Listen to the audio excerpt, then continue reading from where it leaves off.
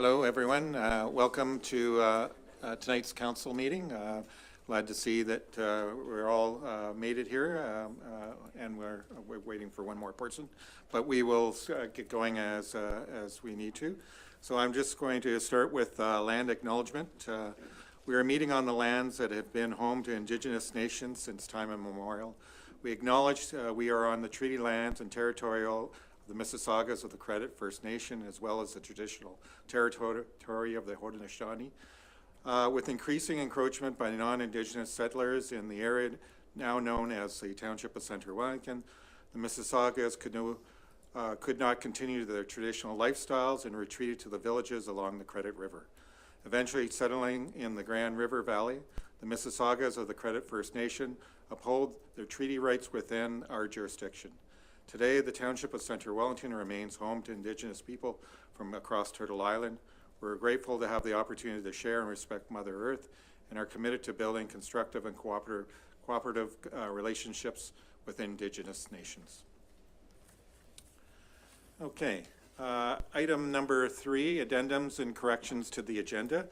I'd like to move item 8.15 to the first item under the consideration of reports, as Angela Stanley is here to speak to the report with our CAO, Dan Wilson. So when the time comes, we'll swing that one up. So at this time, is there any disclosure of pecuniary interest under the Municipal Conflict of Interest Act? Yes, there's one here. Thank you. Thank you for that. And could you explain your conflict, please? It's to deal with the report from the Committee of the Whole in regards to the Fergus BIA budget. Thank you. Thanks. Okay. Oh, maybe not. Okay. Presentations and announcements. Seeing none. Item 5.1, Mayor's County Council Report. Okay. Okay. Hi, Dennis. Welcome. I did ask just a moment ago disclosure of pecuniary interest under the Municipal Conflict of Interest Act. Do you don't have any conflicts?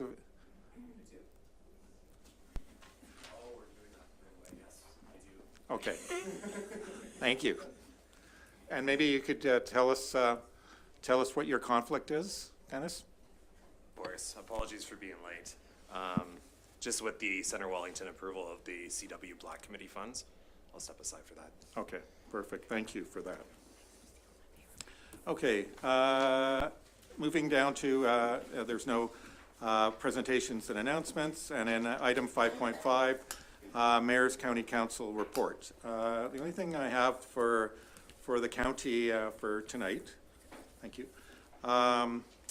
And obviously it's a big one for our community, which was 580823, the bylaw to adopt amendment number 120, the county growth forecast to the official plan of the County of Wellington. And obviously that's one that affects our community. So that was probably for in terms of the items. And as we move forward, I will pick up on items as it relates to mostly Centre Wellington. If there are items there that I think on a county-wide it's important to speak to that, I will speak to that.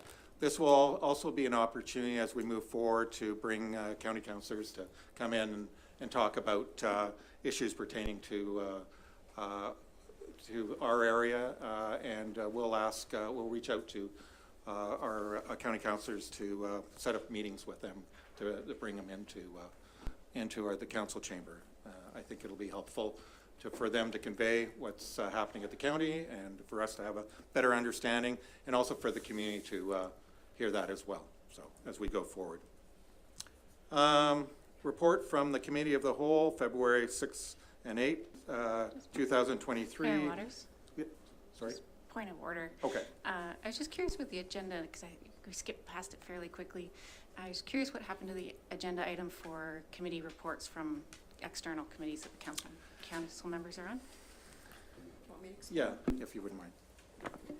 Through you, Mayor Waters, we actually removed it until such time as we have the advisory committees established as well, and then all of council can participate in that portion of the meeting. Right now, only some are appointed to external committees, so we've just taken it off until everyone can participate in that item. Councillor Evoy?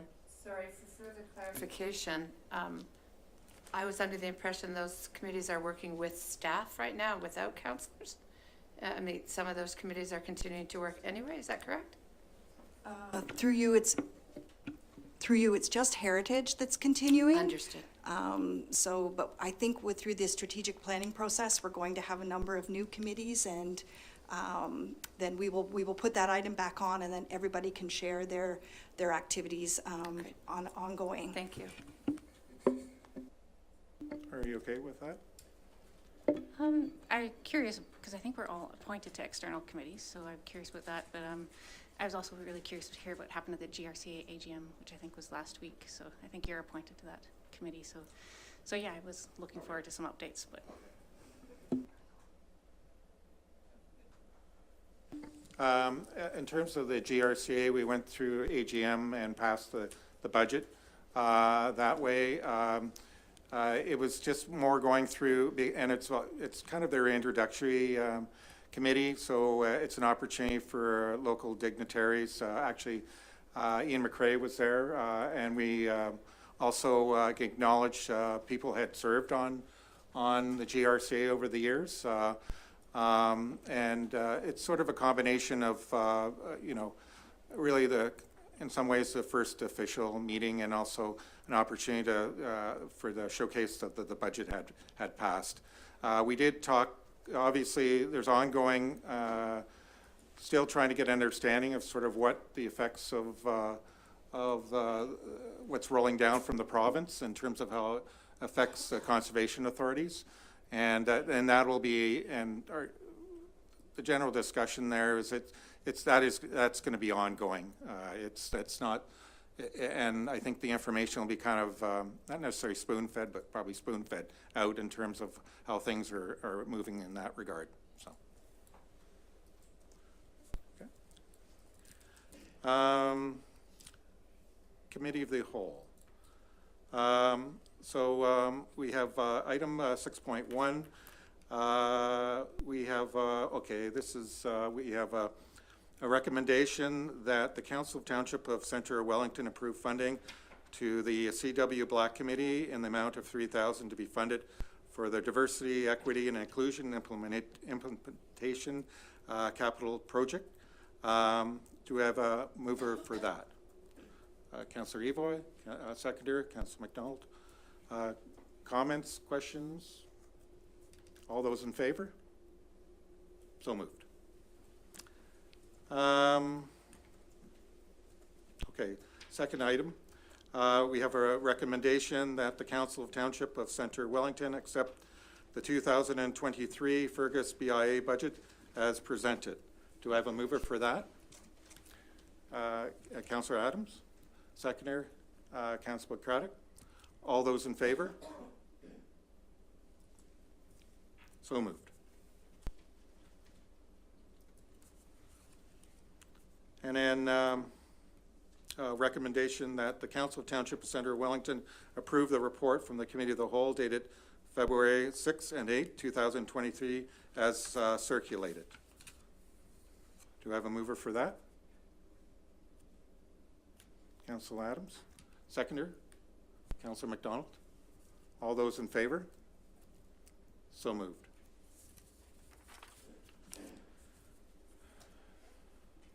Okay, item 6.2, Committee of the Whole, February 13, 2023. We have a recommendation that Council of the Township of Centre Wellington approve the report from the Committee of the Whole dated February 13, 2023 as circulated. Do I have a mover for that? Councillor Jefferson. Do you have a seconder? Councillor Wilton. All those in favor? So moved. Item number 7, delegations. Seeing no delegations. Consideration of reports. Item 8.1. You're doing 8.1. Okay, that's right. I'm doing 8.15.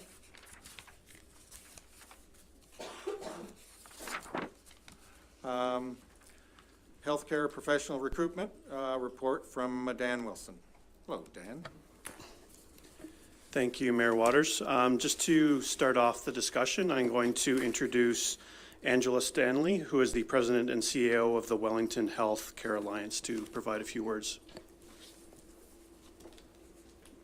Thank you, Dan, and I want to take the opportunity to thank Council for having me here tonight.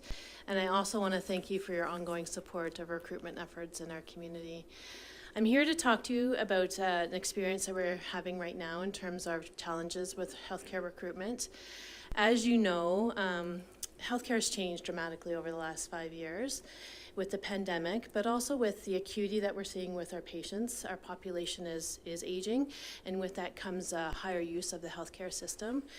We've also seen a significant amount of growth in our community, and with that growth, there's pressures on the system. Excuse me. We're trying to look at recruitment in a very different way within the community and looking at it from a collaborative perspective. It's not one of our issue, it's our entire community's issue in order to support the care we need for our residents. At the hospital, we've had to change our delivery of care model. We've shifted to a hospitalist model for inpatients who are not attached to local family physicians. We've also had to change our model related to our emergency room coverage. You will recall historically our clinicians have worked both in primary care and then done a significant amount of work at the hospital. That's changing, and it's changing for a variety of reasons. One is related to how new graduates are coming out of school and what they're prepared to practice in, but it's also changing just because of the pressures and the demands on the clinical care that's needed for our community. So we're having to look at a different way of offering services, and one of those ways absolutely is through the hospitalist model, but we're seeing more and more physicians wanting to come into communities in a locum perspective, which means that they're actually coming to test out communities. Demand and supply is high. It's a highly competitive market that we're working in right at the moment. And how is it, or is there opportunity for us to work collectively to really put our community at the forefront as the place to be and work from a clinical perspective? So really wanted to have the opportunity to showcase that with council, work with the town in what might be possible from a strategy perspective, and then come back with some more suggestions related to what that might look like. We're looking at sort of 3 buckets. Our immediate need is around accommodation, both for medical learners, so residents, students, but also for locum. They want to be able to come and stay and not have to worry about a place either to rent or to find their own accommodations. We also know that a lot of communities are offering incentive packages to clinicians coming to their community. So to be competitive, we have to consider different options to move that forward. And one of those incentives, of course, for our primary care physicians is office and office space availability. Gone are the days where they want to work independently. They want to work in a collaborative practice model with other physicians and clinicians around them. So how can we be creative around that? So really looking forward to the opportunity to develop what might come and working with the town on that going forward. Happy to take any questions. Thank you, Angela. Comments or Dan, did you want to speak further to this? Yeah, just a few additional comments, if that's okay, Mayor Waters. So as my report outlines, the township does have a history of assisting with healthcare professional recruitment. That has been in the form of funding, $20,000 a year to help with costs associated with healthcare professional recruitment, as well as from 2004 to 2020, subsidized office space at the 205 Queen Street Fergus location, which is an office behind the former Groves Hospital site. We are also members of the Centre Wellington and Area Health Professionals Recruitment Retention Committee that looks beyond Centre Wellington and beyond. But we're looking for here is more of a committee that could work together for township-specific initiatives. I've mentioned in the report that we'd be looking at some type of working group representing Groves Memorial staff, township staff, county staff, and businesses through the Chamber of Commerce and probably the BIAs as well. And just looking to see council's level of interest in establishing that working committee and moving towards some type of incentive package to bring these professionals to our community. Thank you. Thank you, Dan and Angela. Comments, questions? Councillor? Thank you, through you, Mayor Waters. First of all, to both of you, there are no words to thank you. This work is happening and it's necessary. And I think it's really important for us all to note that that $20,000 was enough when times were very different. And to just make an arbitrary number, I think at this point, last time you spoke, I asked how much we were looking for, and we said there's discussion around it. And I think as we move forward, both with our strat planning and as a council as a whole, we need to recognize that this is a township effort. This is everybody. This is not just council. This is not just the recruitment. This is not just the hospital. This is all of us need to work together to make sure that our community is safe and appealing to future caregivers. So I would like to say that I will be on board in any way I can to support whatever initiatives we need to do to move this forward. Thank you, Councillor Evoy. Councillor McDonald. Through you, Mayor Waters.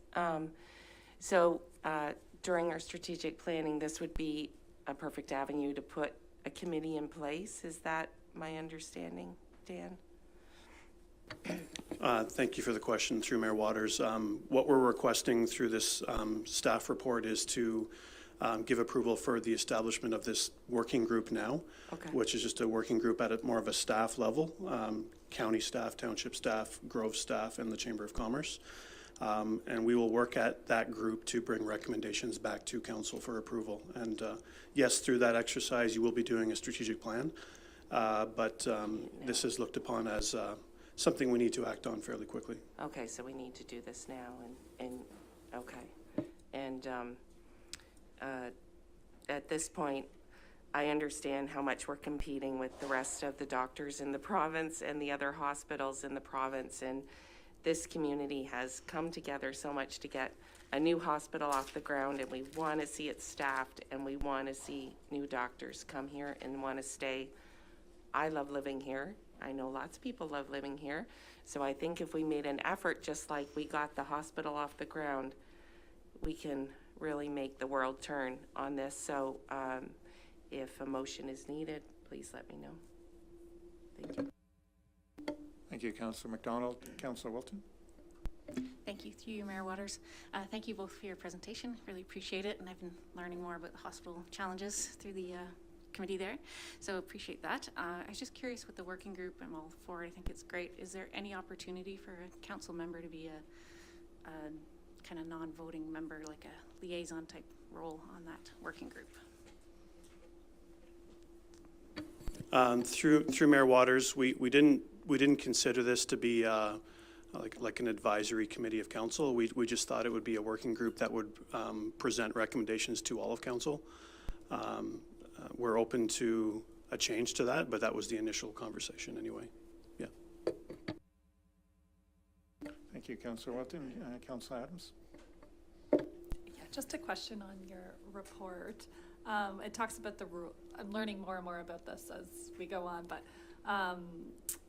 the rurality index and how the doctors and Guelph General are getting paid more. Is the index the same for Groves as our northern hospitals? I'm just curious. Thank you for the question. No, it's not. There's an old methodology for appointing rurality within the province, and it hasn't adjusted with how borders have grown. But Groves does not qualify as a rural hospital under that index, which is why we don't have the opportunity to present $80,000 in incentive for relocation. Its location is where it's old in terms of the identification of that. And what makes us different from Guelph is very much urban center, very different practice model. Their volumes are different, so their AFA or their alternative funding arrangement is much higher. So we're at a bit of a disadvantage that way as well. Yes, Councillor Jefferson. Just to carry on with Councillor Adams' question, so does that mean with the new funding that's coming out of the province, with the forgiveness loans, with the nursing and things like that, then we wouldn't qualify there either? Thank you for the question. We are trying to still parse through what all of the provincial funding works like. Traditionally, Groves area has not qualified for the return of service investment in new grads that historically rural hospitals have been able to. That's an older program, and what we're trying to figure out whether it's an older program that's been repackaged or if it's new incentives. But depending on the rurality index, which Groves does not qualify for, nurses can go to that underserviced area and get their tuition reimbursed and have to give a 4-year commitment. We haven't seen anything that is dramatically different than that at this point in time. It doesn't mean it won't change, but at this point in time, we still are not expecting to qualify for that under the new provincial guidelines. Any other comments, questions? Okay. We have thank you, Angela and Dan. We have a recommendation that the Council of Township of Centre Wellington identifies healthcare professional recruitment as a priority, and that the Council of Township of Centre Wellington direct staff to work with the relevant stakeholders to propose a healthcare professional recruitment approaches that could involve the township. Do I have a mover for that? Move it, Councillor Evoy, a seconder, Councillor McDonald. All those in favor? So moved. Thank you. Okay, and we're going to go back to our regular schedule here, back to 8.1. Zoning amendment RZ 016-22, or sorry, /22 -7197 Wellington Road, 21 Pilkington, Pilkington. And we have a report from Marianne. Hi, Marianne. Thank you.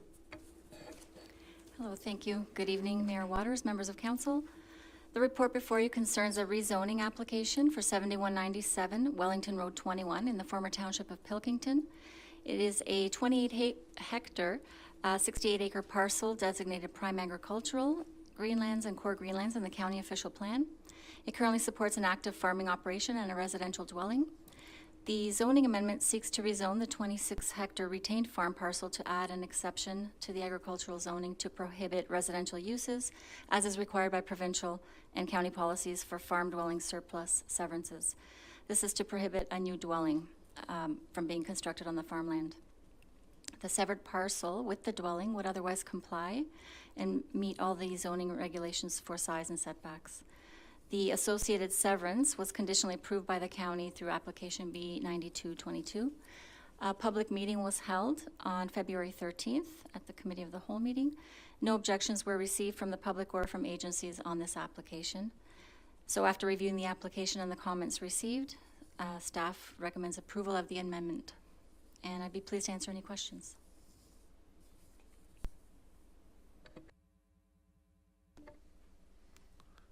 Pretty much quiet on the Western Front here. So with that, thank you. We have a recommendation that the Council of Township of Centre Wellington approves rezoning application RZ 1622 for the property of 7197 Wellington Road 21, Pilkington, and that the appropriate zoning bylaw amendment be given 3 readings. So I have a mover for that. Mover Wilton.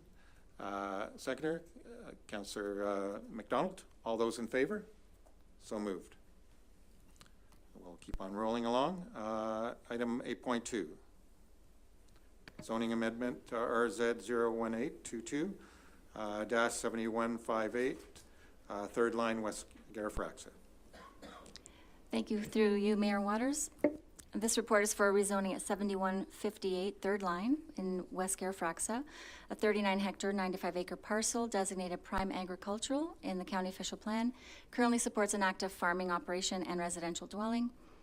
The zoning amendment seeks to rezone the 33-hectare retained farm parcel to add an exception to the agricultural zoning to prohibit residential uses. And this is to prohibit a new dwelling on the farmland. The severed parcel with the dwelling also requires an exception to recognize a reduced rear yard setback for the existing barn. It will otherwise comply with all the applicable zoning regulations. The associated severance was conditionally approved by the county through application B7422. And again, a public meeting was held on February 13th. No objections were received from the public or agencies on this application. As such, staff recommends approval of the zoning amendment. And I'd be pleased to answer questions. Yes, go ahead. Thank you, through you, Mayor Waters. Thank you, Mariana. I just had a question. At the public meeting, I had asked about the nutrient management plan for the retained parcel. And I was just curious if that is attached to if that retained parcel is sold in the future. For example, right now it might be just a few horses, but in the future somebody might try to put additional livestock, which would get into some gray area with the Nutrient Management Act. So I was just curious if what that nutrient management plan looks like. Yeah, through you, we don't get the copy of the nutrient management plan, but they are required through OMAFRA to have one in place. Anything more than 5 nutrient units on the property. So any owner would be responsible to have that and to abide by the OMAFRA guidelines on that. Any other comments, questions? Okay. We have a recommendation that Council of Township of Centre Wellington approves rezoning application RZ1822 for the property at 7158, third line, West Garafraxa, and that the corresponding zoning bylaw amendment be given 3 readings. Do we have a mover for that? We have Councillor Wilton. Seconder, Councillor Adams. All those in favor? So moved. Item 8.3, partial demolition at listed property 170 Johnston Street North, Fergus, rear addition. Thank you, through you, Mayor Waters. The application is for a partial demolition, and it is at 170 Johnston Street North, as stated, in Fergus. The proposed demolition is just for the rear 1-story addition. It's a much later addition to the original dwelling, which is a stone dwelling constructed in 1920. And so the addition the demolition request of the addition is to remove it for due to its condition, and also they are planning to construct a new addition, a new 2-story addition at the back. That's in keeping with the heritage principles. It went to Heritage Centre Wellington at its meeting on February 14th to be considered and evaluated against the Ontario Regulation 9006 criteria for determining cultural heritage value or interest. And it was determined that that addition does not contribute cultural heritage value, so there were no concerns with its removal. As such, the Heritage Committee didn't object to the demolition, and therefore staff is recommending that the demolition be permitted to proceed. I'd be happy to answer any questions. Comments, questions? Okay, seeing none. We have a recommendation that the Council of Township of Centre Wellington approves the partial demolition request for the 1-story rear addition at the listed property known as 170 Johnston Street North, Fergus, in the Township of Centre Wellington, and that the property remains on Municipal Heritage Registered as a non-designated listed property. Do you have a mover for that? Councillor Craddock, seconder. Councillor Evoy. All those in favor? So moved. Item 8.4, Heritage Permit Application HPA 2023-002-19, George Street, Salem. Thank you. Through you, this application is for a designated heritage property, so protected by bylaw at 19 George Street in Salem. This one is slightly different in that they're proposing alterations to this property, to the building. Initially, the alterations were approved through a heritage permit by council in June of 2022, last year. The owners wish to make some slight alterations to the originally approved plans by reinstating some upper windows that were discovered, the attic windows on the west and east sides. So that, and as well as being, they would like some flexibility in order to change some of the cladding materials on the front facing Washington Street. So giving them some flexibility due to costing and supplies and craftsmanship to be able to have the flexibility of having stone or wood, board and batten style cladding. So that was the change, but essentially they're proposing some modifications to the house itself in terms of the openings and trying to restore what was the original front on Washington Street. It used to serve as a general store, I believe, post office, and it had a bit of a porch and an overhang. Due to the encroachment and the proximity to the street, that can't be reinstated. However, they are reinstating a slight shed roof just to sort of recreate that look and close up the doors that were installed on that side when I think the township owned the property and was using it for storage. So they want to go back to more of a sort of 3 windows and a 3-bay facade there. And also they're proposing a carport and a studio workshop space to the north of the building. So that summarizes all the changes. Went to the Heritage Committee on February 14th as required, and the committee had no concerns and recommend approval. So as such, staff recommends approval of the application. And I'd be pleased to answer questions. Council, any comments, questions? Yes. Mayor Waters. Was the question asked if they were going to have a business in this building? It's just a workshop? Yes, through you, it's just for personal use. Okay, perfect. Looks lovely. Thank you. Thank you.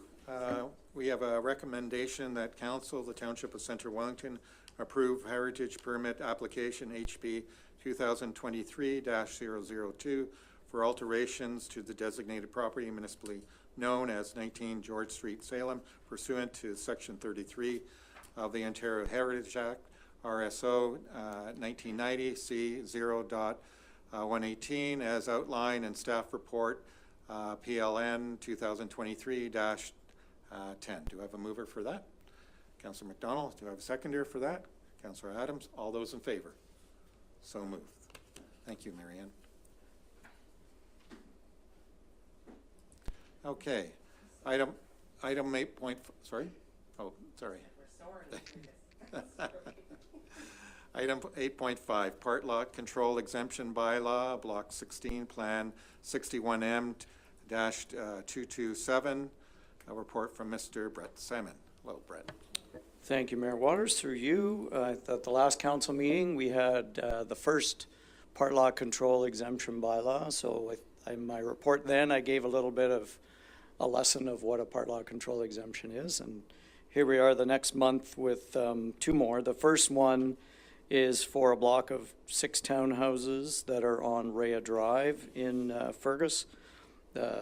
The units are under construction, and the builders asked for the part lot control exemption bylaw that is needed to divide them. Planning staff have reviewed to make sure they comply with zoning and they're consistent with the grading plans that were approved. So recommending approval of this bylaw.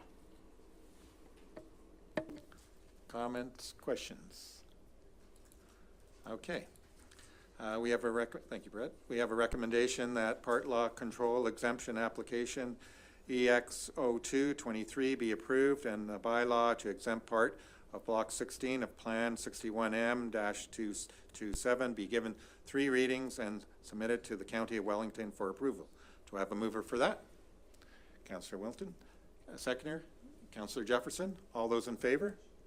So moved. Okay. Item 8.6, part lot control exemption bylaw, block 278, plan 61M-245. You're back again. Thank you, Mayor Waters. Through you, this is another similar part lot control exemption, the one you just approved, that it's dealing with townhouses just at a much bigger scale. These blocks of land are in the Storybrook subdivision. There's a key map attached. So they're on Farley Road and Edmundston Drive. And with this part lot control, there's a total of 56 townhouse units that will be able to be conveyed if you pass this bylaw. Again, staff has examined them to ensure they comply with the zoning bylaw and that they match the approved grading plans.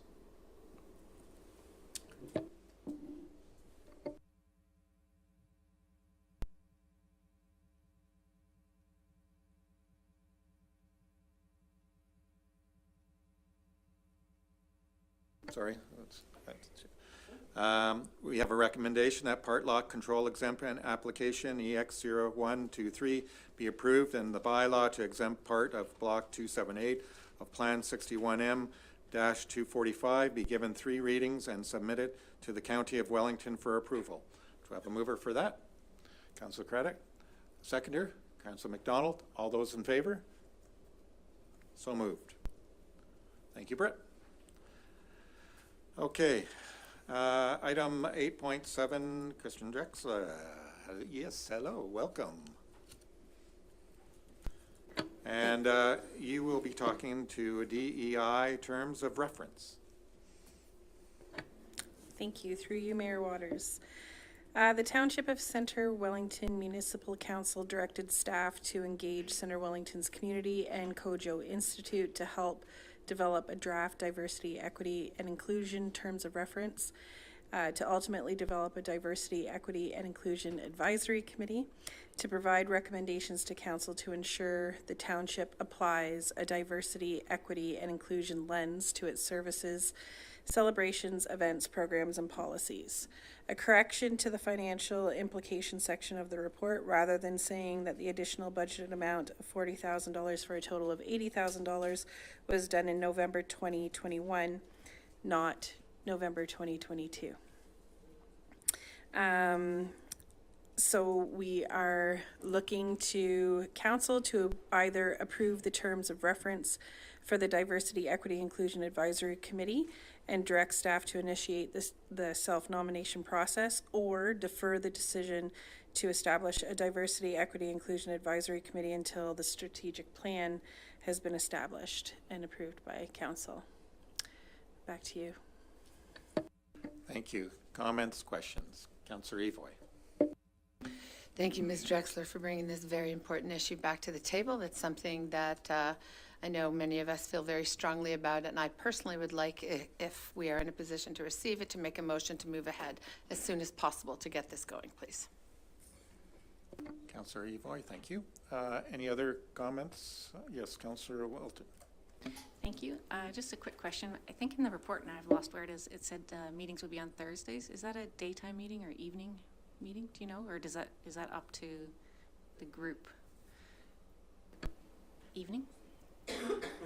They were through you, Mayor Waters. I believe the evening. Okay, that's good. It's more.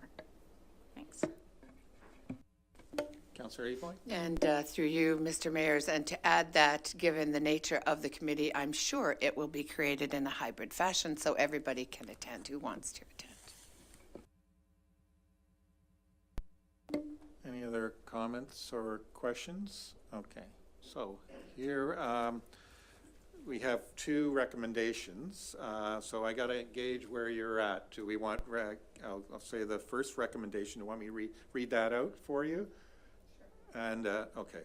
The first recommendation, that the Council of Township of Centre Wellington approve the terms of reference for the Diversity, Equity, and Inclusion Advisory Committee and direct staff to initiate the self-nomination process. So that's the first one. Or that that Council of the Township of Centre Wellington defer the decision to establish a Diversity, Equity, and Inclusion Advisory Committee until a strategic plan has been established and approved by Council. So can I do a little straw poll here? Am I allowed to do that? Well, you can ask for a mover or a seconder on either. For a point of Okay, yep. I believe that I asked to make a motion to put the first in place. Okay, so then we have a motion on the floor then. Do we have a seconder for that? Yes, we do. Okay, all those in favor of that first? Sorry, okay, go ahead. Yep. I know, sorry. Thank you for that clarification. Go ahead. Oh.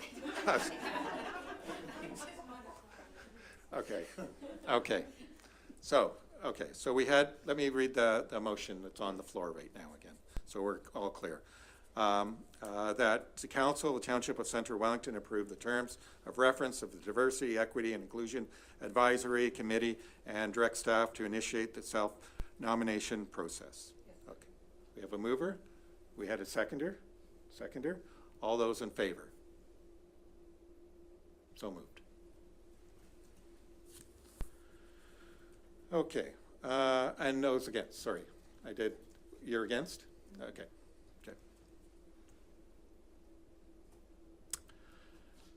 So that moves, that recommendation goes forward. So, okay.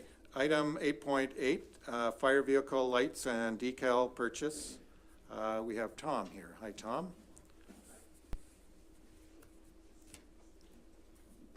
Good evening. Thanks for having me. And through you, Mayor Waters, this report recommends that Council of the Township of Centre Wellington authorizes additional funding of $30,205 to be transferred from the Vehicle Replacement Reserve to pay for the increased cost of lighting and decals for the Centre Wellington utility vehicles. Just a quick summary, the 3 Centre Wellington Fire Rescue were ordered in January of 22. This order included 2 pickup trucks and SUV. These were replacement vehicles. The vehicles in order of January 22 were delayed and delivered in December of 2022, and the SUV actually had to be canceled and reordered. In that time, the increase of the amount of lighting and stuff had gone up significantly, and we need the money to make them NFPA 1901 compliant as emergency response vehicles.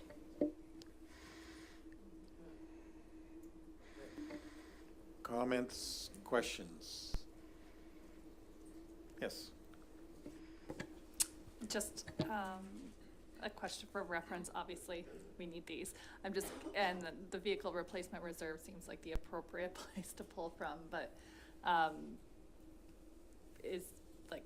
would there be any other reserve? Like, was there any hesitation? Like, I'm just kind of curious where is that normally where something like this that comes out of the budget would be pulled from? Thank you for the question, Councillor Adams, and through you, Mayor Waters. The Vehicle and Equipment Replacement Reserve has sufficient funds now, but you will note that with this report, there will be a theme of other reports to follow this, where we will be leaning on that reserve quite heavily into the future. And while we do have capacity now, based on our forecasting, we will run into some financial woes around the 2029 timeframe, but that affords us opportunity to address that as part of the 2024 and future budgets, should we need to increase that. What remains uncertain at this time is what the used vehicle market is going to bear and how that will impact some of the kind of disposition proceeds we'll see from some of these vehicles. So a more fulsome report as part of the future budgeting process will be part of that. Thank you, Adam. Any other comments, questions? Okay. Thank you, Tom. We have a recommendation that the Council of Township of Centre Wellington authorize additional funding of $30,205 to be transferred from the Vehicle Replacement Reserve to pay for increased costs of emergency lighting and decals for the Centre Wellington Fire Department utility vehicles purchased in 2022. Do we have a mover for that? Councillor Wilton? A seconder, Councillor Evoy. All those in favor? So moved. Thank you, Tom. Item 8.9. Amendment to the license agreement at 965 Garth Shore Street. Great. Thank you, Mayor Waters, and good evening, councillors. So this report pertains to a license agreement that the township entered into as part of the purchase of the 965 Garchurch Street site. It's the 20-acre site the township purchased back in 2021 for the Future Operations Center. So at that time, a lease agreement was entered into with the former owner, providing them permission to continue to use the farmhouse and continue to work the agricultural land. That expired on December 30th of last year, and the previous owner had requested that they continue to farm the fields in 2023. And so from staff's perspective, no concerns with that. So, but we worked with Gowlings, who helped us out with the as the law firm that helped us out with the agreement of purchase and sale and the previous lease agreement, to amend the existing lease agreement to extend that time frame. In terms of cost, there's a kind of just a nominal amount transferred, but we are asking the leasee to plow the fields when they're done. So that'll help the township out when we go do the archaeological assessment of the lands later this year, probably in the fall. So so the term of this basically brings it to the end of August 2023, at which point the lease would be over. So happy to answer any questions. Comments, questions? Yes, Councillor Wilton. Thank you. Through you, Mayor Waters, thank you, Colin, for the presentation. Just a couple questions actually. One is regarding the house. Is it currently empty, or is it leased out to someone else, or is it empty and being revamped for township's use this time? Yeah, great question. Through Mayor Waters. So the house is currently vacant. So it was vacated late last year, and future use is to be determined at this stage. So I think there'll be some future discussion around council as to future use of that location. Thank you. I'll have a follow-up comment, but I'll... Councillor Evoy? Through you, Mayor Waters. Sorry, as an individual still learning and growing about farming, I just want to make sure that the date makes sense from a farming lens. They're not does that allow for the last crop to come through proper timing wise? If we need to extend by 2 or 3 weeks, if weather situations mean that the farmer can't get the crops off, have we had any discussion around that? What does that look like, please? Through Mayor Waters to Councillor Evoy. So it's a conservative time frame. So typically it's a winter wheat that's been planted that will be harvested probably the second week of August, and so I think we have a date of August 25th in the agreement. So a little bit of buffer there provided within the agreement to provide some extra time if needed.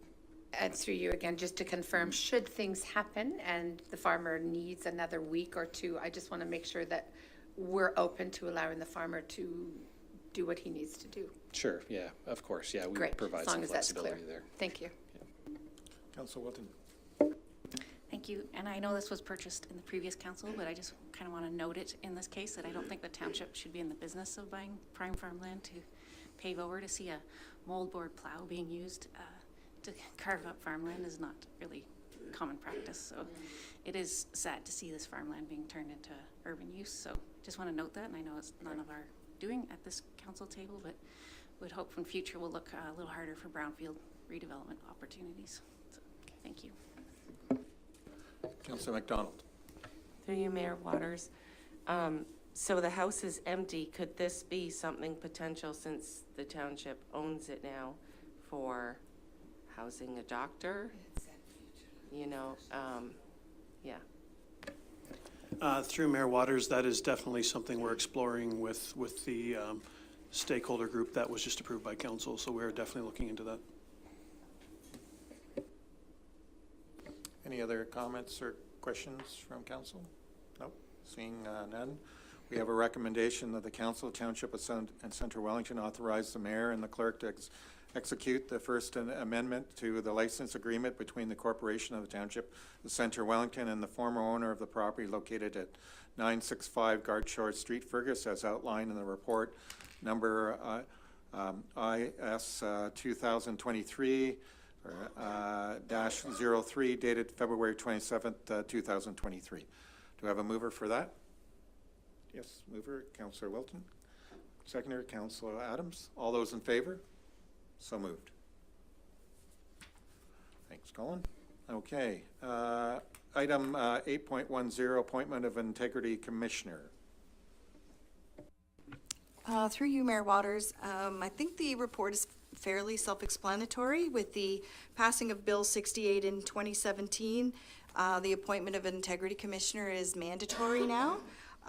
Staff have explored options for an Integrity Commissioner and are recommending that John Mascaron be appointed the Integrity Commissioner for Centre Wellington, given his familiarity with this area and his extensive knowledge of municipal law. Council comments, questions? Okay, seeing none, we have a recommendation. The Council of Township of Centre Wellington appoint John Mascaron, partner, Aird and Burles LLP, as the Integrity Commissioner for the Township for a 5-year term effective March 1st, 2023, and that the Mayor and the Municipal Clerk be authorized to execute an agreement for the Integrity Commissioner services of Aird and Burles LLP. Do I have a mover for that? Councillor Craddock. First, seconder, Councillor MacDonald. All those in favor? So moved.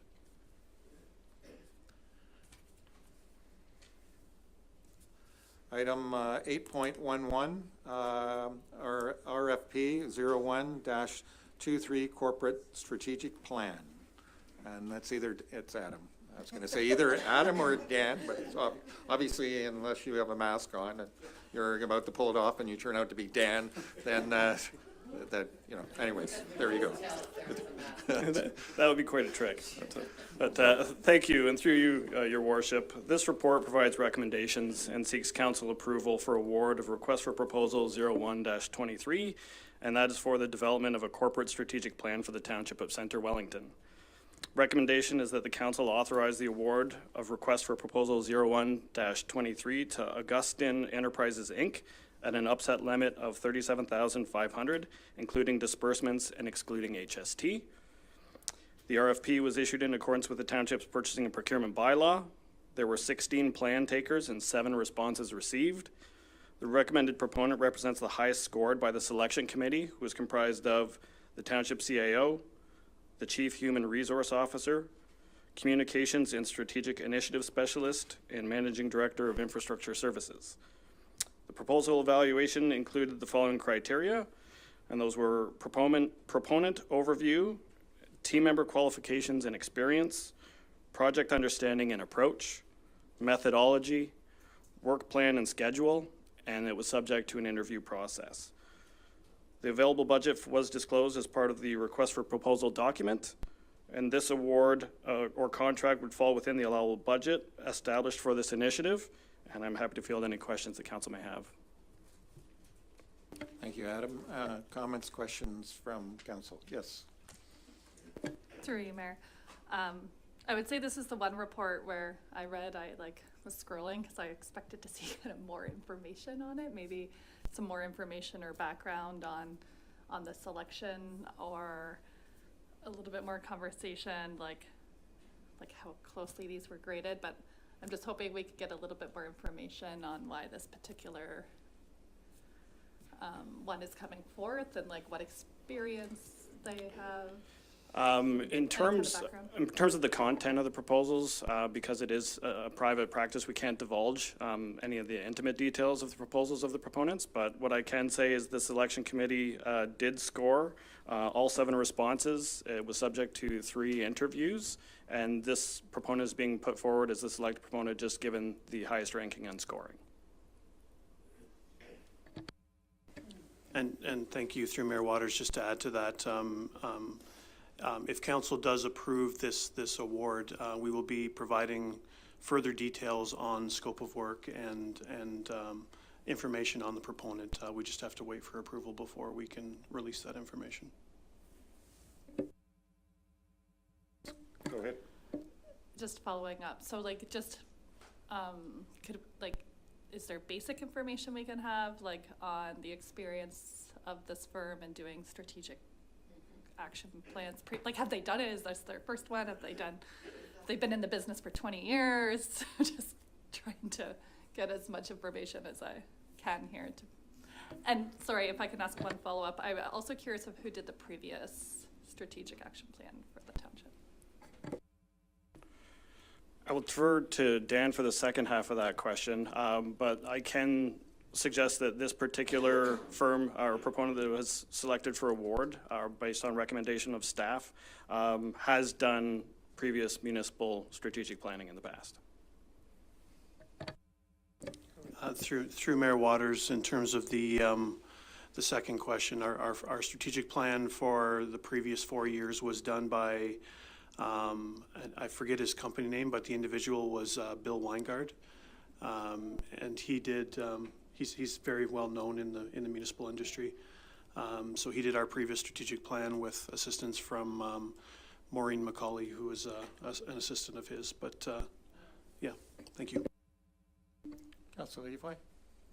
Thank you, through you, Mr. Mayor. I completely appreciate the need for for professional confidentiality, but I also feel like we don't know much. He's done it before, doesn't tell us how many or what his or her or their experience is, and I'm curious why we wouldn't have carried through with the same company who's well familiar with our goals, and why we went in a different direction this round. Through Mayor Waters, given the potential value of doing a strategic plan, our procurement bylaws require us to go to the market and reevaluate submissions to do our strategic plan. We can't just sole source to an individual company going forward. Yes, go ahead. Qualification through you, sir. I understand that, but so you're saying this new person is better than considering someone who's already aware of our direction? And that was the decision of the staff? Through Mayor Waters, we're simply saying that Augustine was the highest scored out of the 7 bids that were received through this exercise. Any other comments, questions? Yes, go ahead, Thank Councillor you. Williams. Through your Mayor Waters. Yeah, I'd just like to echo the concerns. I did try and look up this company and I could not find any information on the internet. Found possibly who it is on LinkedIn, but so I am feeling a little nervous because we've been hanging all our kind of efforts onto when the strategic planning process happens. We'll do this when the strategic planning happens. So I am concerned that it feels like we don't have much information to go on to award this. I would have felt comfortable if it was a company we could have easily looked up and seen examples of their past work. So I'll comment on that as a concern. Any other comments or questions? Okay.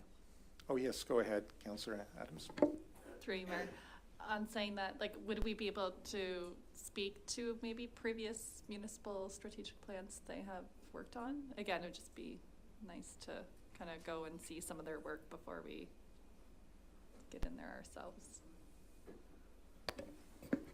Through Mayor Waters, as Adam had alluded to, we can't disclose information that was submitted as part of their bids. It's something we agreed to and through the RFP process. Unfortunately, it's once we've awarded, we can initiate the process and start providing information to council.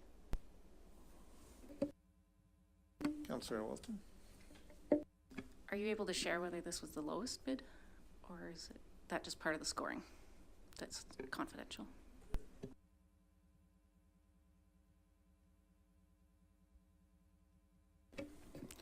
Through Mayor Waters, we did disclose the budget through this RFP, so I can say that all 7 submissions were in and around the budgeted amount. Councillor McDonald.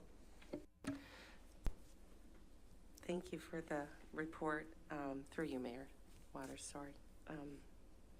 So through the RFP process, we have that process to avoid, a monopoly type of application system. Is that correct?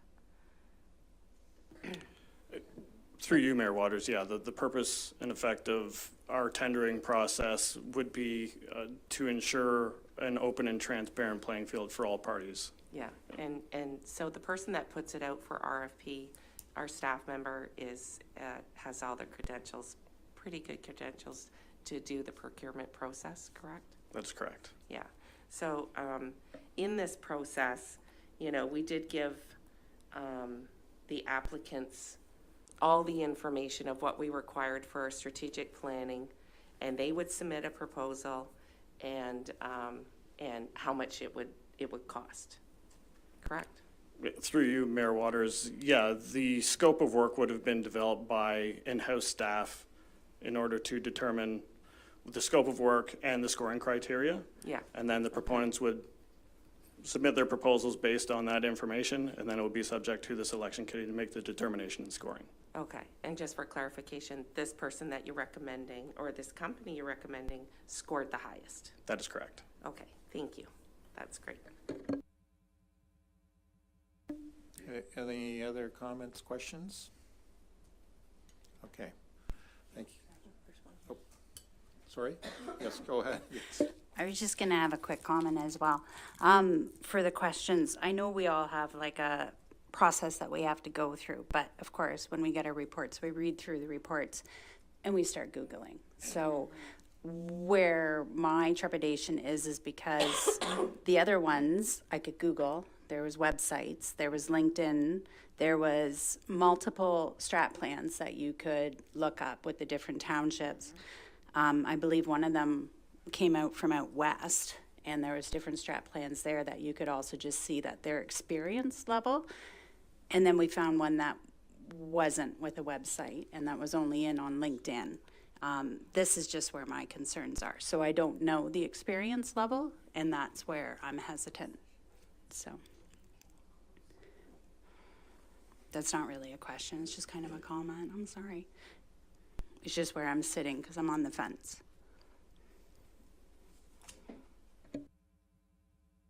Yes, Councillor Wilton. Yeah, I guess just based on the discussion, like, are there any other options, or is this kind of yeah, like we don't really have a choice at this point in time, or is there some other next step? I know I submit to RFP, so I understand the process quite well, but I'd be one that they could look up on the website quite easily. So just curious where we're at in terms of decision making.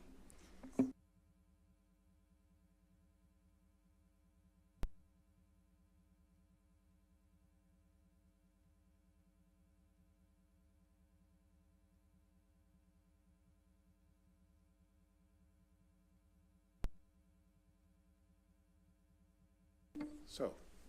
There's a question, Lisa. Oh, yes, go ahead. Through you, Mayor Waters. Is this person that you're recommending, have they done municipal work before? Can we ask that question, or can I ask that question? Do they have experience in municipalities? I would go back to my previous comments in that they do have municipal strat planning experience. And beyond that, I'd be reluctant to divulge any information in a public forum.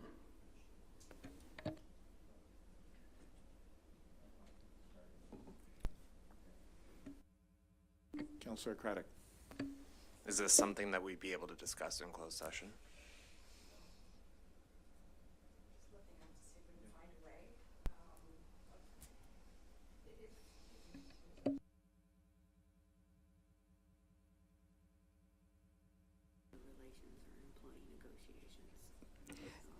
No, if I could just say one thing, this is the method by which you, the procurement process is by which you make many of your decisions.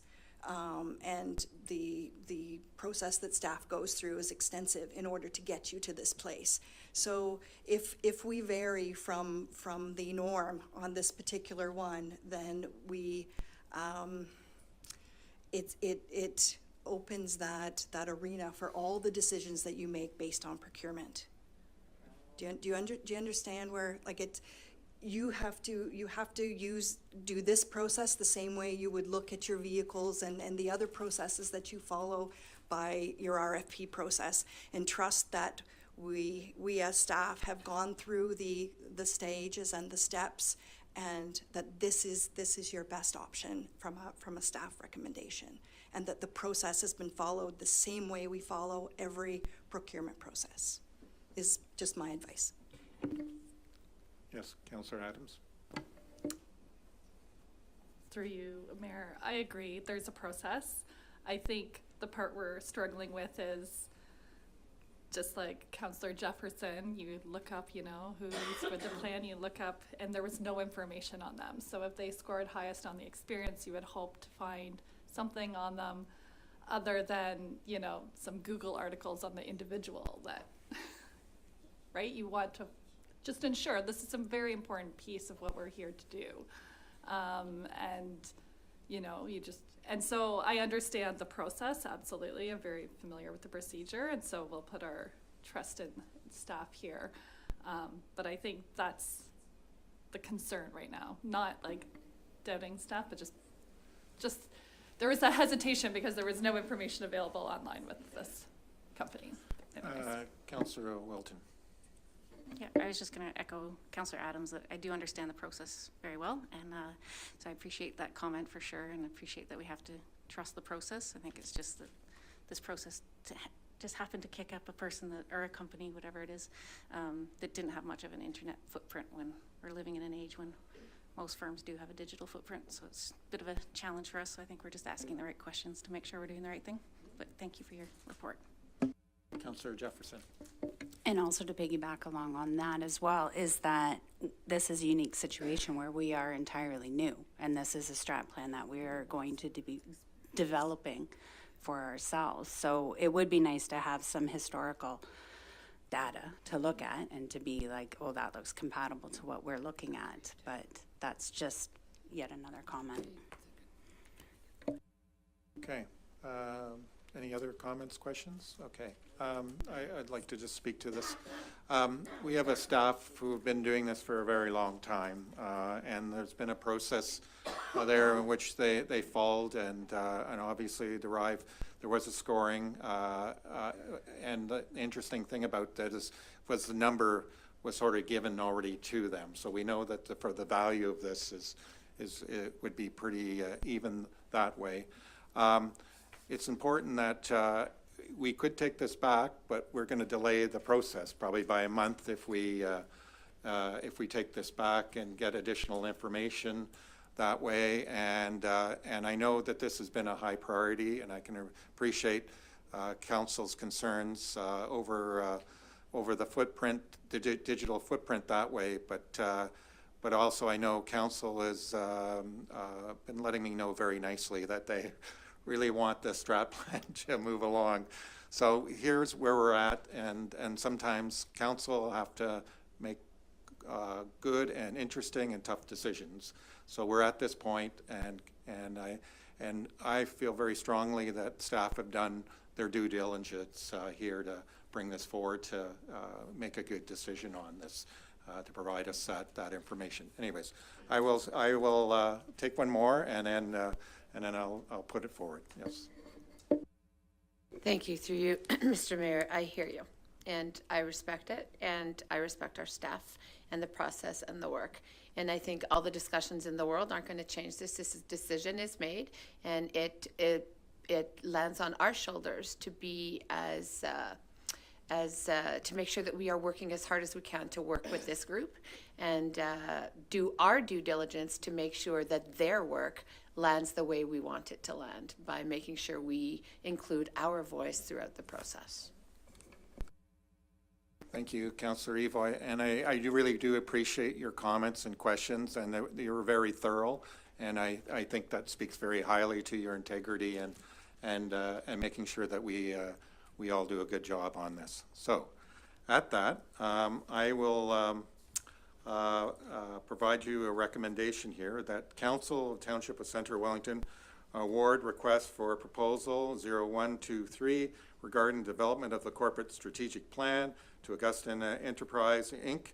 at the upset limit of $37,500, including disbursement, excluding HST. Do I have a mover for that? Councillor Wilton, to seconder. Councillor McDonald. All those in favor? So moved. And thank you for that very thorough discussion.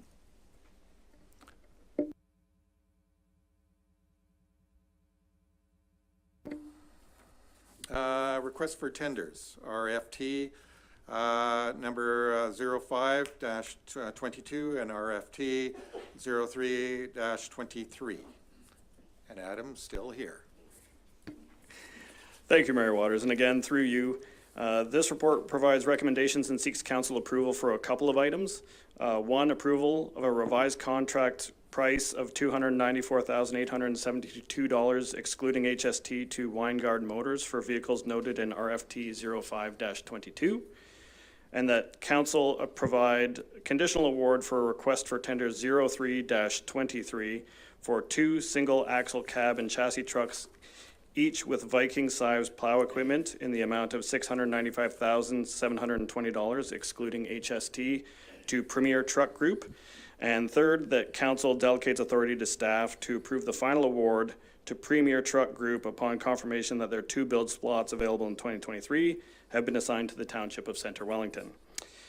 So just a bit of a backstory on this. For the first item, on March 8th, 2022, the Tender Award Committee approved award of RFT 05-22 to Weingard Motors. And on January 27th, 2023, Weingard Motors advised that Ford Canada was closing and canceling all 2022 orders that did not get built. All orders would have to be resubmitted with 2023 pricing. And Weingard Motors has entered these trucks as 2023 models to gain production spots in the order bank. However, the build slots and associated delivery dates cannot be verified until the township issues a revised PO with 2023 pricing. For the second item, RFT 03-23, these are for 2 single axle plow trucks. The RFT was issued in accordance with the township's purchasing procurement bylaw. However, there were 5 plan takers, but given current market conditions, only 1 response was received. Premier Truck Group has advised that the 2023 build year has been sold out. However, they do have 2 build slots in the 4th quarter that are currently available on a first-come, first-served basis. If council approves the award, purchasing staff would issue a conditional award to the vendor pending confirmation that the township will be allocated the 2 remaining build slots. And if Premier Truck Group cannot confirm the build spots, the award will be canceled and the requirement will be retendered later in 2023. Financial implications are detailed in the report, but effectively require budget top-ups to facilitate the revised PO issuance and the conditional award of the selected proponents. The revised PO will require the top-up of approximately $30,800 to be funded from the vehicle and equipment replacement reserves. However, this could potentially be offset by advantageous used vehicle marketed pricing, which will not be solidified until we are in possession of the new trucks and in a position to dispose of the existing rolling stock. The conditional award of the 2 single axle plow trucks will require a budget top-up of approximately $109,000, which is to be facilitated through a 50-50 split between vehicle and equipment replacement reserve and contributions from development charges. Again, the contribution could also be reduced by advantageous disposition proceeds from the disposal of one of the proposed trucks, which is in fact a replacement, with the other being an addition to the township's fleet as a new vehicle. I'm happy to field any questions the council may have at this time. Sorry, council comments, questions.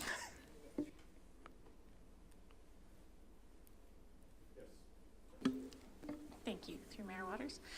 Just curious, are all of these vehicles urgent to be replaced this year, or is there an opportunity to do one this year and bump one to the next year? I can speak to that a little bit.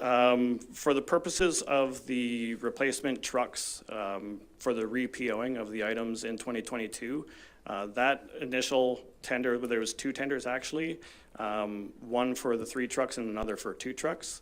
The one for the 3 trucks that is being considered here today, those were discussed with staff and are being identified as urgent, hence the request being put forward today. And for the plow trucks, I would suggest yes, just given the current market space. If we were to rest on our laurels any longer, we would be at least another year out, because it does require first the build of the cab and chassis and then the outfitting of the plow equipment. So we're probably still at least another couple of years out on some of these if we were to place the order now. And by that time, they would become absolutely critical.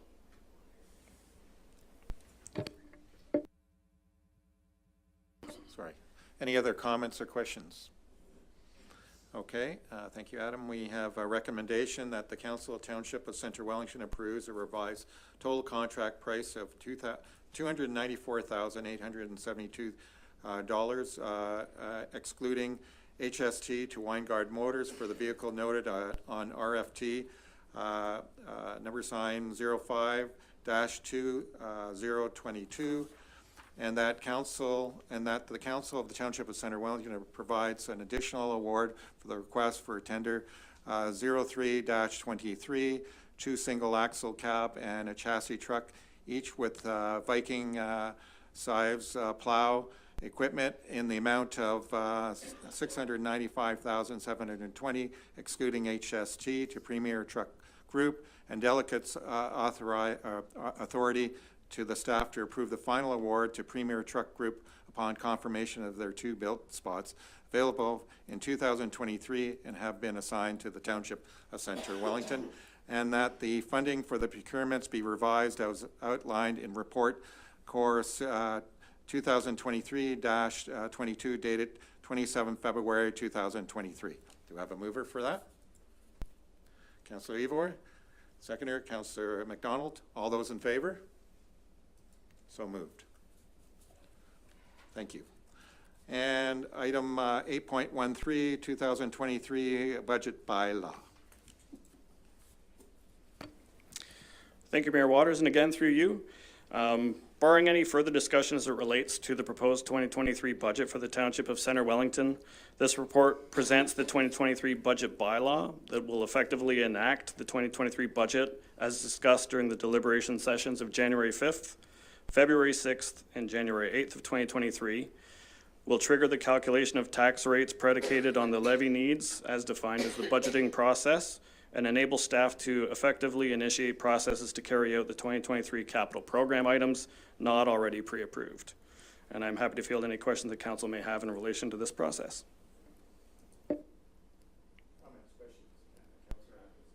Through you, Mayor. We've had a lot of time going through these, so I don't have any questions or anything, but just a thank you again to you and your staff and for walking us as a new council through this very big process that sounds like we'll be starting again very soon for next year.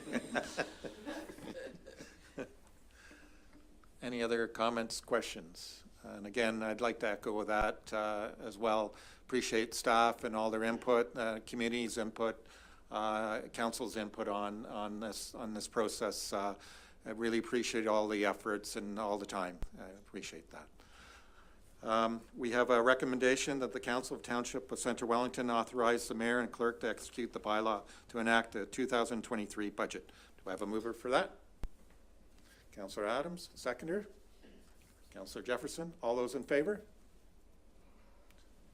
Thank you. And will you be talking to surety bond policy? It's an exciting topic. Thank you. Thank you, Mayor Waters. And again, through you, this report provides recommendations and seeks council's endorsement of the Development Agreement Surety Bond Policy and accompanied Development Agreement Surety Bond Language Template. Township staff are further seeking council direction to update the language used in the Development Agreement templates to permit surety bonds as an acceptable form of security. Presently, the township only accepts securities in the form of cash or irrevocable unconditional letters of credit to ensure township's interests are safeguarded. Performance bonds were used as securities historically, but fell out of favor due to the requirements of municipalities to meet a burden of proof when accessing funds. And although the frequency of drawing on the development securities is low, the administrative burden and risk of not meeting the arbitrary burden of proof was too much for municipalities to tolerate, and the use of performance development bonds ceased in favor of letters of credit. Developers are now more actively seeking utilization of surety bonds, as they do not restrict capital the same way that a letter of credit or cash security does, providing greater access to liquid assets and better cash flow. A surety bond is a bond from a surety provider which guarantees the assumption of responsibility for payment of a security in the event of default of a development agreement by a developer. Surety bonds and their terms have evolved over time and are now highly flexible. And moreover, the township has the ability to dictate acceptable language for surety bonds and have modeled the policy and accompanying surety bond language template to function much like a letter of credit, despite being procured and structured in a different manner. I'm happy to field any questions that the council may have on this very exciting topic. I know they've been holding back on this one. They were waiting for this opportunity. But I think you did a very good job there in explaining that. So we'll move to the recommendation that Council Township of Centre Wellington adopt the Development Agreement Surety Bond Policy and accompanied Development Agreement Surety Bond Language Template substantially in the form of attached as Appendix A to the report Core 2023-19, and that the staff be directed to update the language used in the development agreement templates to permit surety bonds as an acceptable form of security. Do I have a mover for that? Councillor Craddock, do you have a seconder? Councillor Wellington, all those in favor? So moved. You moved them on that one. So, okay.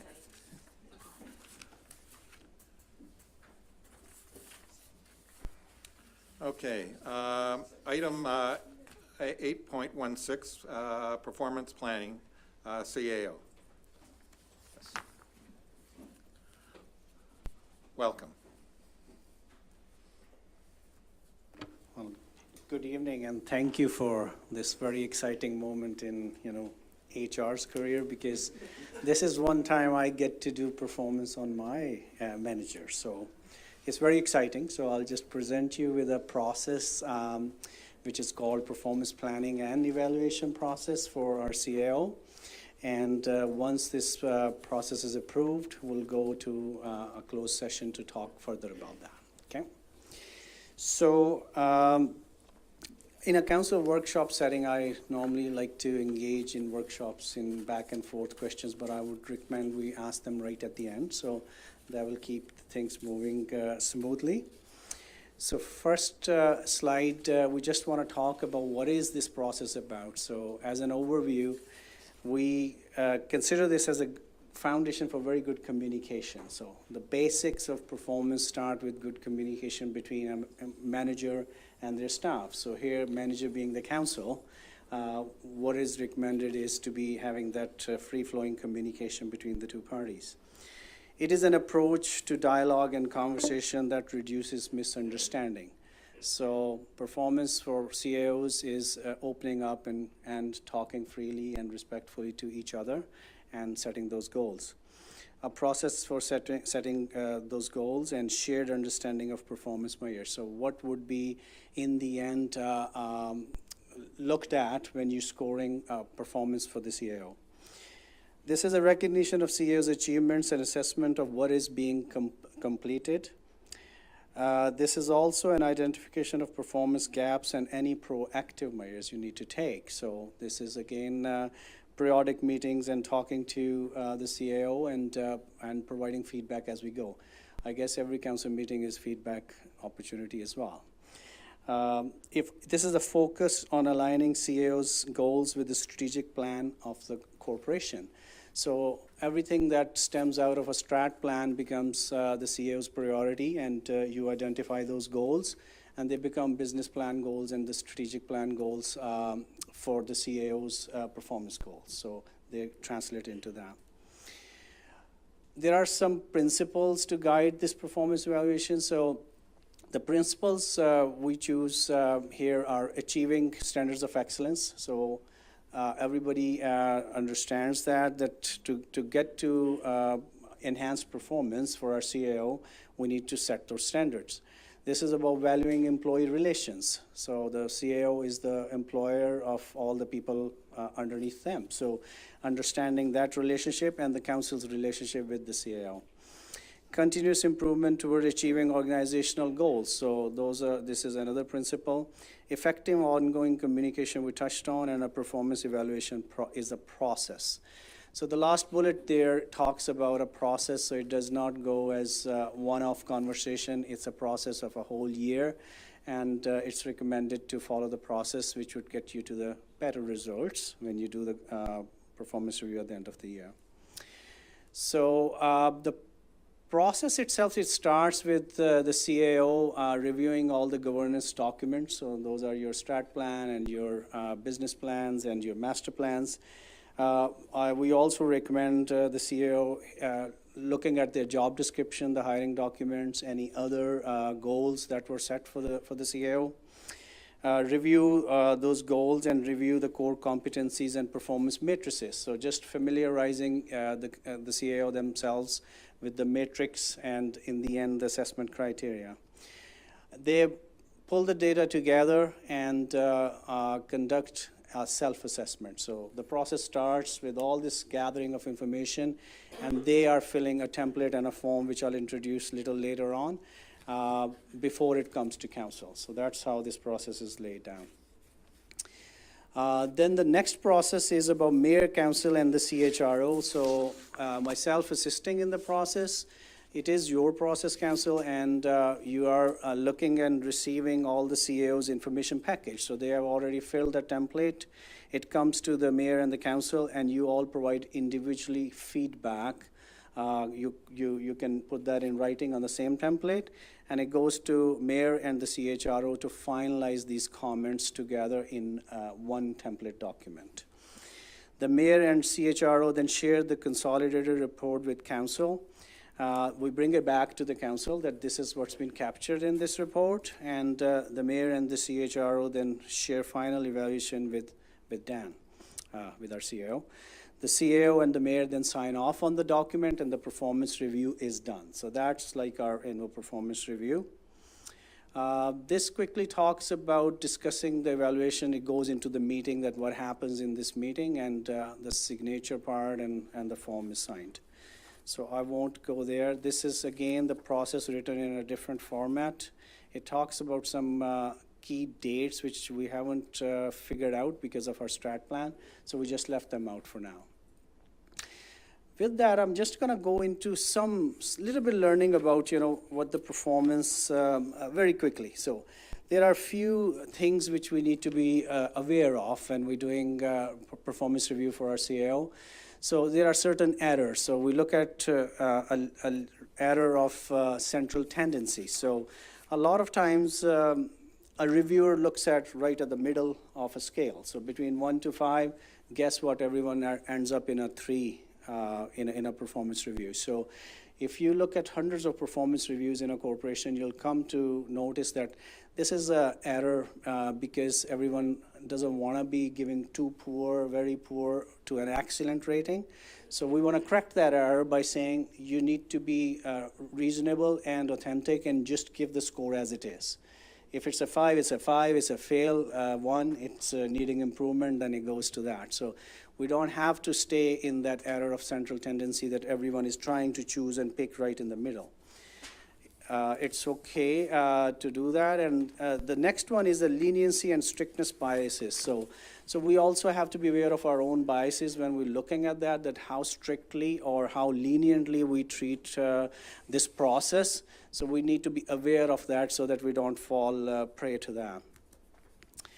The next one is a personal prejudice one. This is my favorite. So your personal dislike of somebody, that shouldn't be affecting the rating. So you really hate the guts of that person. Well, I would still say that you just go and do a process which is without your own personal prejudice. It's easy to just make your opinion of something just based on a very recent something that happened, but performance management is not about that. Look at the overall package. Look at, throughout the year, other accomplishments and all that. So that's about this prejudice bias we want to avoid. The recency effect is very quickly. We just remember the last week's or last month's events. We forget that this process started at the beginning of the year. So just being mindful of that and making sure that we don't end up doing that. Contrast errors, raters compare employees to each other rather than to a performance standard. So that's an important one. If you look at that idea of, that employee is better and they are better performing and better behavior than this next one. So we don't want to do that. You want to set the criteria, which you're going to do in this process, and set the goals after the strat plan is done. And that is your criteria, not comparing your CAO to another CAO you met somewhere in a conference and they're really nice. So let's not do that one. How to rate employees, that's just a scale, so between 1 to 5. I won't spend time on that. You have all seen the strat plan for 2019 to 2022 for Central Wellington, so I'm not going to waste time on that either. I would just bring you to the template very quickly. So this is the template we are recommending. This template was created in some guidance, and we looked at CAMA, the Canadian Association of Municipal Administrators. They have a recommended template for CAOs. So this was basically created in conjunction with that. This first page just have some information and instructions, and it explains the principles, which we have just covered in the previous slides. It talks about the steps we just saw in the previous slides too. This will be the first page of the performance review. So once you have figured out your strat plan and objectives, that would become your goal number 1 here. And out of that, the CAO writes their work plan and goals, which would be coming to, at the end of the year, to this template. And you'll be just writing the goal, just bringing a work-related example or multiple examples and council members' comments. It will also have employees' ratings, so the CAO personally would assign a rating, and you all individually would assign a rating. which could be then accumulated in our process between the mayor and myself. So I'm not going to show you each page on here, but I just wanted to give you an example of all the goals. They'll be written like this. And then we go into core competencies. So that was the goals related stuff. In core competencies, as we all know, what is the output? So yes, you have done all this work, and how this CAO's competencies on strategic planning. So policy facilitation. These are different than normally what we see in other employee reviews, like teamwork, leadership, and all the good stuff we see. The CAMA recommendation was to have CAOs actually be more, answerable to strat plan, to policy facilitation, to citizen service, to initiative and risk taking, being a visionary, being creative, and doing innovation. So we copied those competencies right out of that program here and captured those for you. So I hope these are relevant for you. And finally, there'll be an overall score here based on all the ratings added up, and we'll see how that goes. This would be a template for next 12 months. So right now, right after strat plan, you'll be using actually this template. This is the only step you'll do at the beginning of the process. So you're writing the goals, and you'll be looking at what are the key steps or variables in the last column. So this would actually be only one step of 1 or 2 pages, what we'll do right after your strat plan. That way the goals are set, and the beginning of the template begins when you do your performance review at the end of the year. No performance plan or a program is complete without learning objectives and also looking at career aspirations. So here we are recommending up to 30 hours of some leadership development programming or learning or CPD for the CAO, and that could be mutually agreed between council and the CAO which conferences to go to or training courses or anything which they may take. This is just an explanation of the rating scales, so I'll just come to the last slides. CEO to start writing their goals using template, which is a work plan for next 12 months. After the strat plan is done, council meets and discusses and approves those goals, and those are shared with the CAO. That's where this process ends. So any questions? Happy to take those. Yes. Through the mayor, thank you so much. Oh, I apologize. Through Mayor Waters, thank you so much. Is there an allowance for the fact that he is in his first year? And expectations built by last council might look different, and I'm just wondering where we lie on that. I mean, we're all in our first year, including him, and I'm just wondering how that factors in. Thank you, and through you, Mayor Waters. So in our closed session, we'll be discussing about the previous goals. So we will go into those details later on. The allowance would be made by you for sure. That's why we just delayed the process up until your strat planning exercise. Otherwise, normally we would write the goals at the beginning of the year. So it's understandable, but that's all to be discussed. Yes, Councillor Adams. Through you, Mayor. Sorry, just for clarification, you're presenting it to us, but is this a new process, or is this the same process used in previous years? So through you, Mayor Waters, it was used previously. We are just revamping the template and the program design, and we thought it's appropriate to get your approval. Is this your process? So the council may have other ideas or recommendations. Yeah, thank you. Any other comments, questions from council? No. Thank you, Rashid. We have a recommendation that the Council of Township of Centre Wellington approve the Chief Administration Officer's performance planning process as presented in the report HR 2023-01. Do I have a mover for that? Councillor Wilton. Seconded by Councillor McDonald. All those in favor? So moved. Okay. Now we get into the lovely bylaws, so you'll have to just bear with me. So I cruise through this. So, okay. 2023-14, a bylaw to authorize agreement for integrity commissioner services with Air and Burles LLP.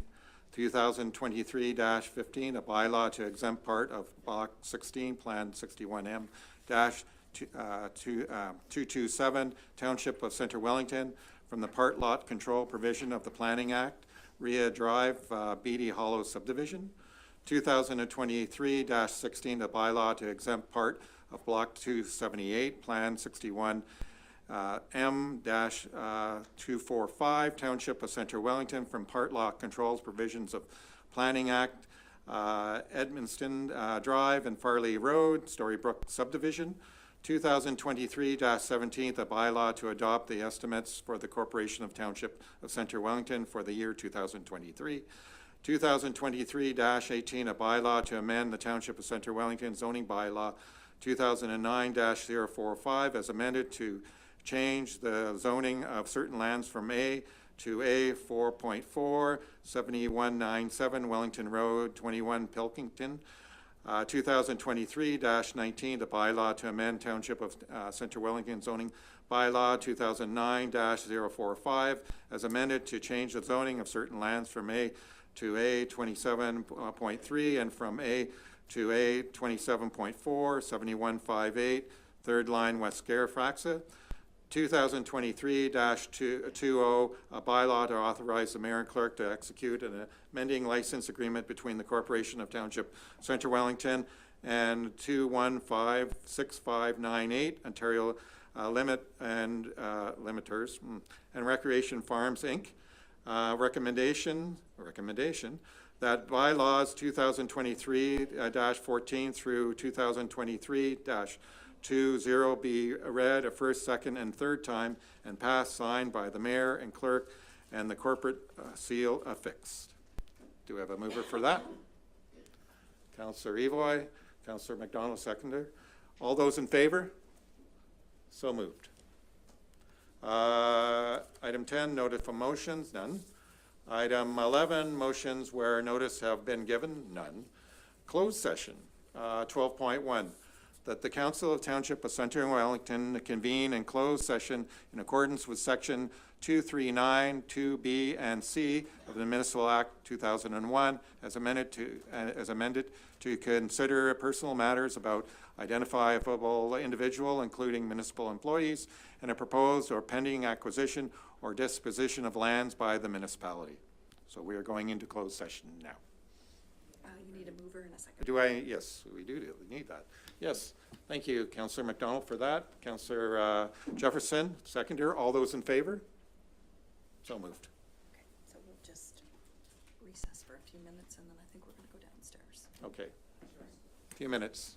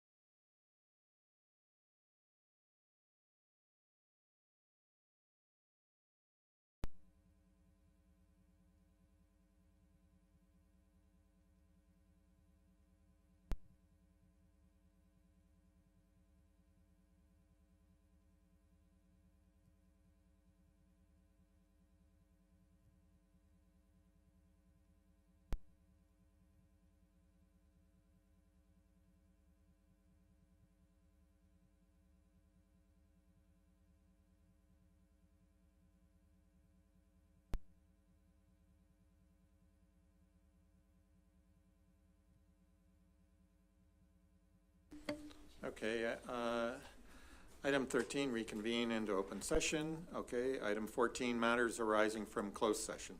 Council met in closed session to discuss 2 items, and there is 1 action coming forward to the open session. We have a mover for that, Councillor Evoik, seconder, Councillor McDonald.